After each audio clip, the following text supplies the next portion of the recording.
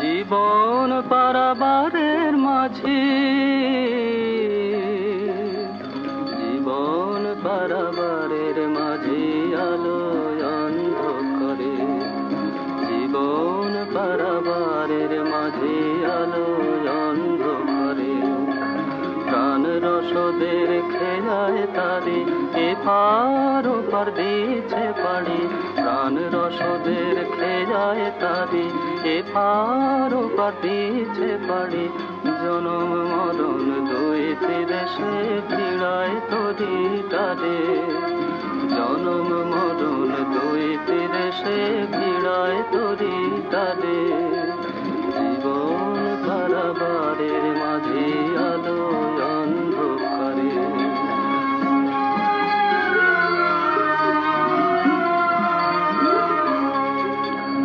উদার হাতে দান করে সে উজাড় করে নেবে, উজাড় করে নেবে, একুলে তার দীপ জলে ভাই, ওকুলে ভাই নেভে, ওকুলে ভাই নেভে, সে যে রাত্রি দিনের জোয়ার ভাটায়, সূর্য ডোবায় তারা ফোটায়, নিভিরে শশী আবার নিভিরে শশী, জ্বালছে রবি ঘুচিরে রাধারে, জনম মরণ দুই তীরে সে ভিড়ায় তরি তারে, জনম মরণ দুই তীরে সে ভিড়ায় তরি তারে, জীবন পারাবারের মাঝে আলো অন্ধকারে।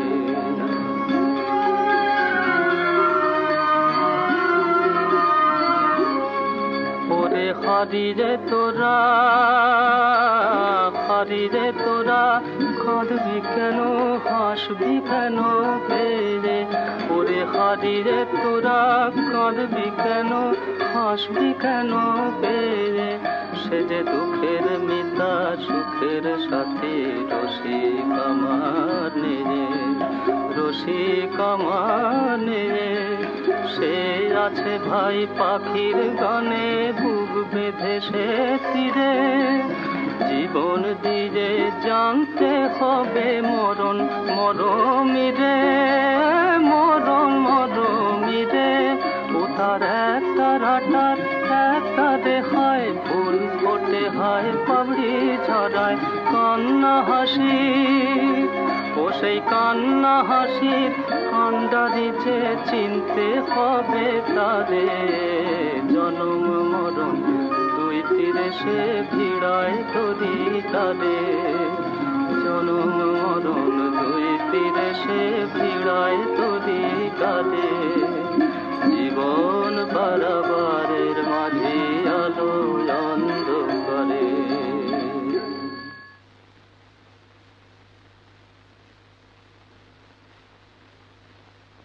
অমন করে ভেঙে পড়লে তো চলবে না মা। ওই একরত্তি ছেলে, ওর পালে চেয়ে ওর হাত ধরে তোমাকে বুক বেঁধে দাঁড়াতে হবে। মা, ওকে মানুষ করতে হবে, ও তারই চিহ্ন, ওর মধ্যে পুণ্যকে ফিরে পেতে হবে। আমার দিকে চেয়ে দেখো দেখি মা, কি কপাল নিয়ে জন্মেছিলাম, সব খুইয়ে সব ভাসিয়ে পরের ধনে গিঁট বেঁধে বেঁধে সারা হল। মানুষের গাছতলাও থাকে, আমার যে তাও নেই না। তুমি তখন ওর ঘরে আসনি, অনেক দিন আগে। হঠাৎ একদিন মা বলে এসে দাঁড়ালো, থাকবার জায়গা চাইলো। প্রাণটা আমার জুড়িয়ে গেল। মনে হলো নিজের পেটে ধরে একদিন যাদের জলে ভাসিয়ে দিয়েছি তাদেরই বুঝি একজন ফিরে এলো। তুমি সেই পুণ্যের বউ, তোমাকে আমি কি ফেলতে পারি মা? আর আমার কেই বা আছে? ওই ভাইপো লালু। তোমরাও আমার লালুর মতন ফেলবারও নয়, ছাড়বারও নয়। মা জানো গো পিসি, আদালতে আজ সেই ড্রাইভারটার জরিমানার জেল হয়ে গেল পুণ্যকে চাপা দেওয়ার জন্য। 2000 টাকা জরিমানা, 6 মাস জেল। 2000 টাকা পাবেন আমার দিদি খেসারতের জন্য। না মা না, তুমি ও টাকা ছিঁড়ো না মা। তার বুকে পাঁজর ভেঙে প্রাণটুক চুরমার করে দেওয়া ওর টাকা, তার রক্ত মাখা ওর টাকা তুমি ছিঁড়ো না মা। 2000 টাকা? আমার পুণ্যর প্রাণের দাম ছিল মাত্র 2000 টাকা। সে গরিব ছিল, কিন্তু মানুষ হিসেবে তার প্রাণের দাম। হাকিমের বিচার বটে। ও হতভাগার ফাঁসি হলেই ঠিক হতো। ফাঁসি? না মা, সে যত অন্যায় করুক না কেন, তারও হয়তো ঘরে স্ত্রী আছে, সে তো কোনো দোষ করেনি। আমার মতো দুর্ভাগ্য তো তারও হবে না মা, না। পিতা ধর্ম পিতা হি পরমং তপ পিতরি প্রীতিমাপন্নে প্রিয়ন্তে সর্বদেবতা। বাবা কোন স্কুলে পড়তেন মা? আমি সেই স্কুলে পড়বো। তিনি বুঝি অনেক পাশ করেছিলেন? তুমি পড়ো বাবা। বৌমা, পিতা স্বর্গ পিতা ধর্ম পিতা হি এই কি? পরমং তপ। তুমি সেই বেলা 11টার সময় সুপুরি কাটতে বসেছো আর সন্ধ্যা হয়ে গেল যে? এত খাটুনি সইবে কেন? এতে আর খাটুনি কি মা? তা হোক, তুমি ওঠো বাপু। এই যে পিসি, এই যে দিদিও আছো, ভালোই হয়েছে। শোনো, বাবলার জন্য আমি 5টা স্কুলে গিয়েছিলাম।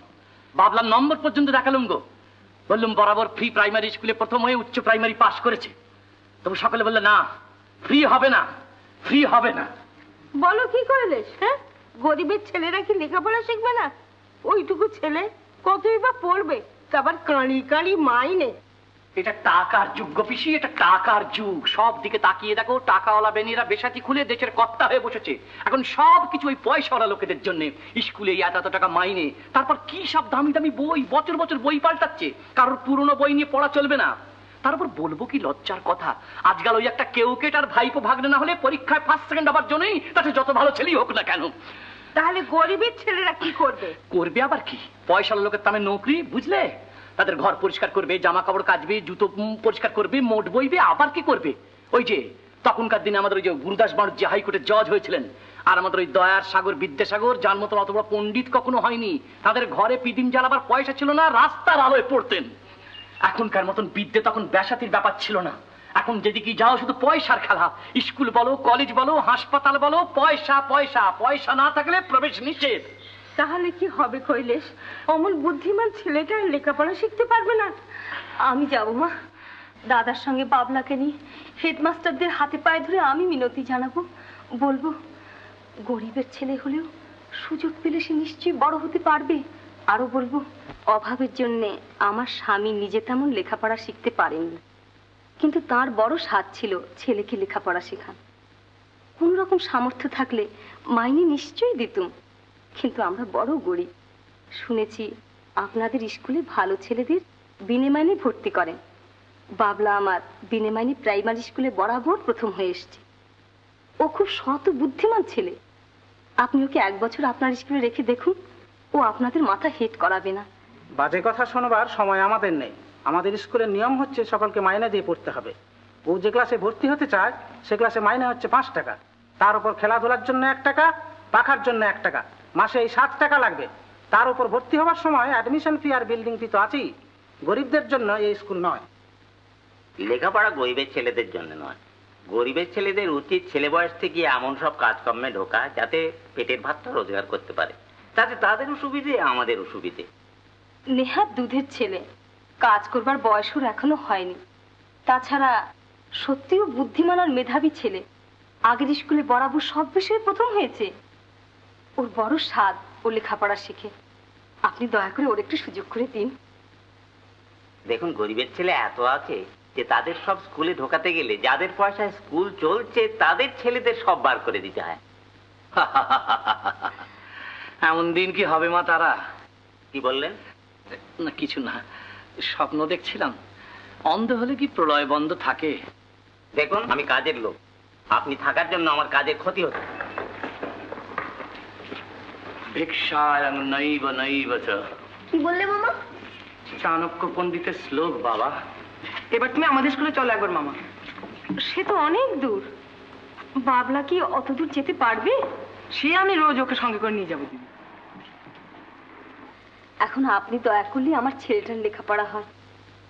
তোমার ছেলে যে খুব ভালো সে বিষয়ে কোনো সন্দেহ নেই, কিন্তু মা বিনা মাইনে ভর্তি করে নেওয়া আমার ক্ষমতার বাইরে। আমি অবশ্য ওকে অর্ধেক বেতনে ভর্তি করে নিতে পারি। বাৎসরিক পরীক্ষার ফল যদি ভালো করে, যা অবশ্য নিশ্চয়ই করবে বলেই আমার বিশ্বাস, তাহলে সামনের বছর থেকে ওকে আমি একেবারে ফ্রি করে নেবো, কথা দিল। অর্ধেক বেতন হলে ওকে দিতে হবে মাসে 2 টাকা। কিন্তু আমরা এত গরিব যে মাসে মাসে 2 করে টাকা দেবো আমার পক্ষে শক্ত। সুপুরি কেটে আর ঠোঙা তৈরি করে কোনো রকমে আমার দিন চলে। তার জন্য তুই ভাবিস নি দিদি, প্রতি মাসে 1টা করে রবিবার ওভার টাইম খাটলে 2 টাকা আমি জোগাড় করতে পারবো। ভাগ্নের জন্য না একটু বেশি খাটলুবি। আর ভর্তি ফিটা আমি মাফ করে দেবো। আর আমার এক বন্ধু আছেন, অতি সদাশয় লোক, তার কাছে আমার একখানা চিঠি নিয়ে গেলে সব বই তিনিই কিনে দেবেন। ধন্যবাদ দিয়ে আপনাকে আর ছোট করবো না মাস্টার মশাই। পৃথিবীর সম্বন্ধে বড় হতাশ হয়ে পড়েছিলাম। আপনাকে দেখে মনে হচ্ছে পৃথিবীটা বাসের অযোগ্য এখনো হয়নি।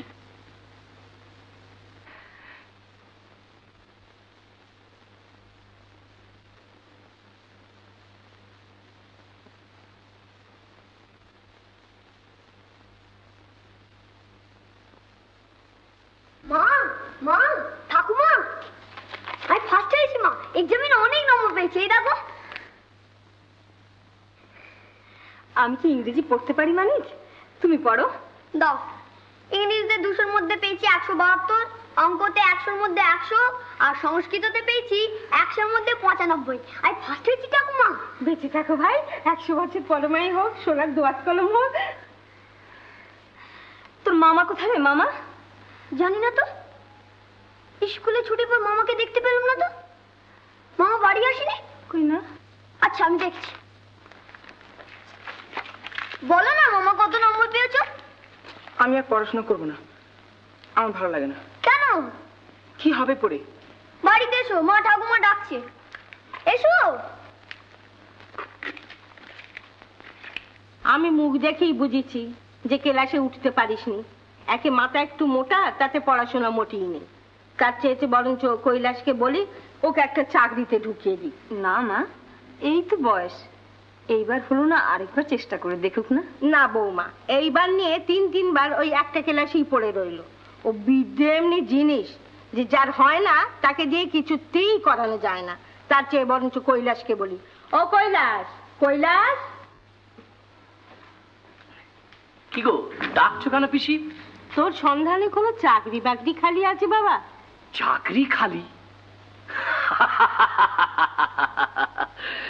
হাসালে পিসি, হাসালে।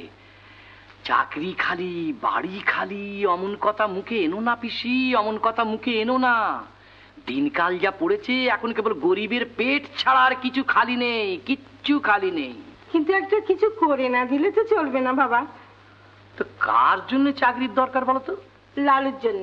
পড়াশোনার কিচ্ছু হবে না, একটা ক্লাসে 3-3বার পড়ে রইলো। আর এদিকে 70 মুখে ছাই দিয়ে বয়সও 15 পেরিয়ে চললো। হয়েছে পিসি। আমাদের ছাপাখানার নতুন কাগজ বেরোচ্ছে সুপ্রভাত, তারা জন কতক বেশ চালাক চটপটে ছেলে খুঁজছে ওই কাগজ বেচবার জন্য। তা প্রতি মাসে 10 টাকা করে মাইনে, কাগজ পিছু 2 পয়সা করে কমিশন। তা পারলে মন্দ হবে না লালুর পক্ষে। বেশ বাবা, ওই কাজেই তাহলে তুমি লালুকে লাগিয়ে দাও। আমি তবু দেখে যেতে পারবো যে ও আমার কাজের মানুষ হয়েছে। বেশ, তো কাল যখন আমি বেরোবো আমার সঙ্গে যাবি।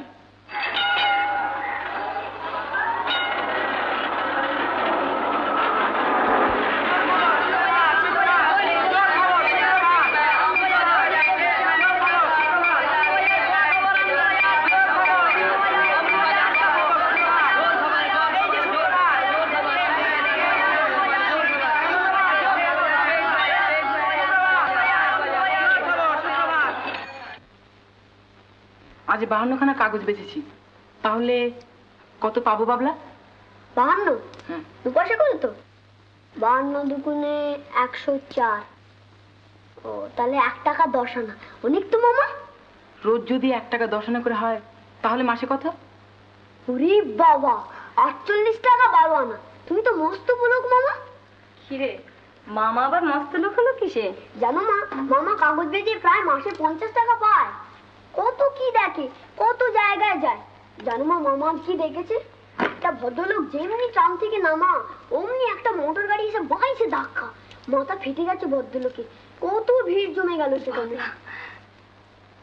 মা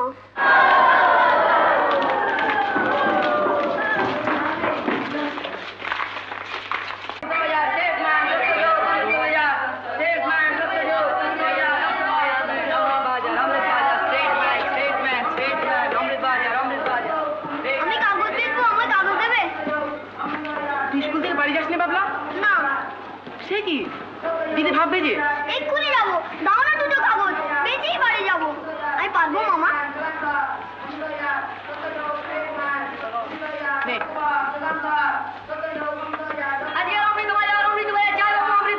হুশিয়ার বাবলা, গাড়ি ঘোড়া।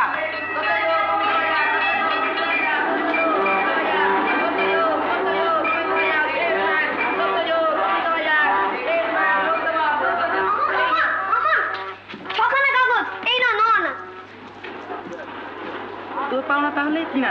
নে। না না মামা, আমি নেবো কেন? বা নিশ্চয় নেবি, তুই বিক্রি করছিস, তোর পাওনা নে। নে। না না, ঠিক হয়েছে। ঠাকুমাকে দেবো কোন? ঠাকুমা কাগজ কিনবে ঠোঙা তৈরি করার জন্য। বাড়ি যা বাবলা, দিদি পিসমা খুব ভাববে, আর দেরি করিস না। যা। তুমি যাবে না? আমার একটু দেরি হবে, আজ যে শনিবার, এই সময় খুব বিক্রি হয়, দেখছিস না? যত বিক্রি করতে পারবো ততই লাভ। যা, ঘুরি একটাই সুতো কিনে কাল বিকেলবেলা ওড়াবো। যা। বেশ হবে। এনে যা, তাকে চলে। মা মা,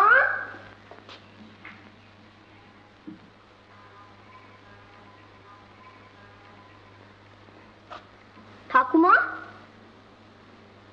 মা,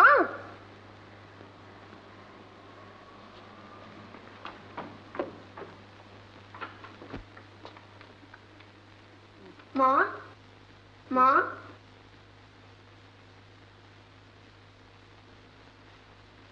মা, মা গো। বাবলু, শুয়ে কেন মা? আমার বড্ড জ্বর হয়েছে বাবা। খাবার নিজে নিয়ে খাওয়া আছে, তাকে তোলা আছে। তোমার ঠাকুমাও বাড়ি নেই, দোকানে গেছে ঠোঙ্গা দিতে।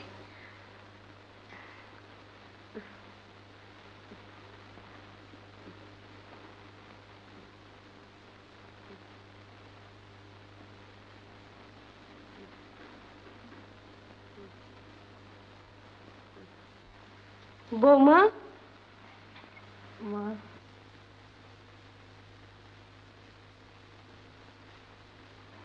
জ্বরটা যে বেড়েছে দেখছি, কৈলাসকে বলি ডাক্তার নিয়ে আসুক। আমার এই বাতিকের জ্বর মা। বসে কেন রে? ছি দাদু, শুধু শুধু কাঁদছে কেন ভাই? মা যে অসুখ করেছে। দূর পাগল, অসুখ করেছে সেরে যাবে, তার জন্য কাঁদে কি? যা, খেয়ে নিয়ে পড়তে বসবে। না, আমি পড়বো না। তোমার অসুখ না সারলে আমি কিচ্ছু করবো না। আচ্ছা, তোমাকে কিচ্ছু করতে হবে না। এখন এসো তো সোনা, খাবে এসো তো ভাই।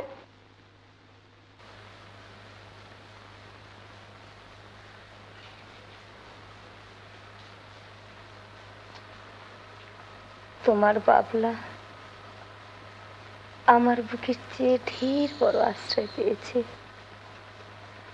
এবার তুমি আমায় তোমার কাছে ডেকে নাও। কেন এখনো ডাকছো না?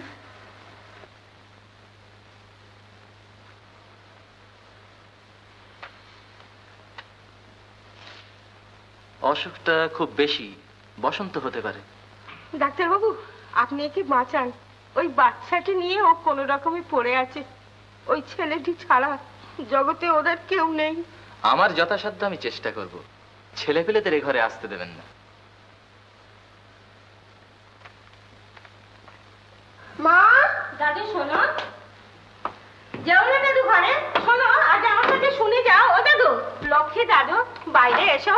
এই ঘরে তোমার আসতে নেই। ডাক্তারবাবু বলে গেলেন এ ঘরে কেউ আসবে না। একা একা থাকলে তবেই তোমার মায়ের অসুখ শিগগির সেরে যাবে। অন্য লোকের নিঃশ্বাস লাগলে তোমার মায়ের অসুখ সারতে দেরি হবে যে। বলো কে ডাক্তার? ছি দাদু, অবুঝ হয় না। তুমি আর লালু এ কদিন আমার কাছেই থাকবে। তোমার নিঃশ্বাস লাগলে তোমার মায়ের অসুখ যে বেড়ে যাবে শোনা। ও ছাড় ডাক্তার, আমি এতটুকু ছেলে, আমার নিঃশ্বাস লাগলে মার অসুখ বাড়তে পারে কখনো? ও ডাক্তার কিচ্ছু জানে না। লক্ষ্মী দাদু, কথা শোনো। না, আমি কথা শুনবো না। আচ্ছা, আমি ওকে বুঝিয়ে বলছি মা।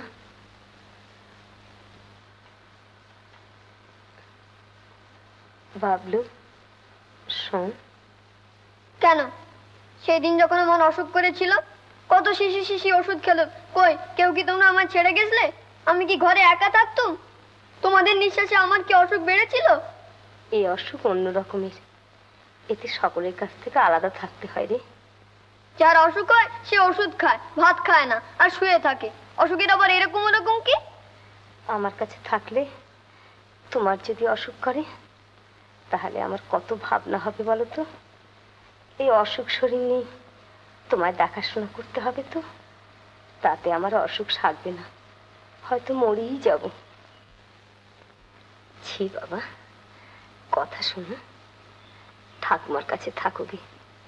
ঠাকুমা তোমায় কত ভালোবাসেন, নইলে তার মনে দুঃখ হবে যে। ওই দোরের কাছ থেকে আমায় দেখে যাবে, কেমন?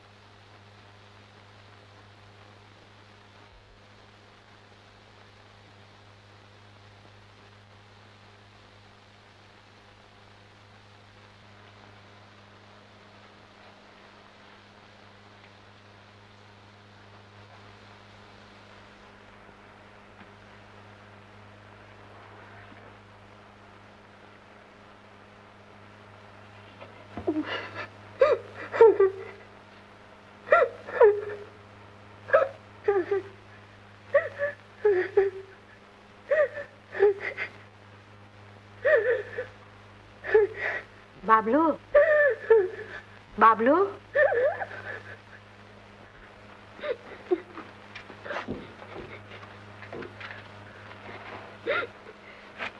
বাবলু, দাদু।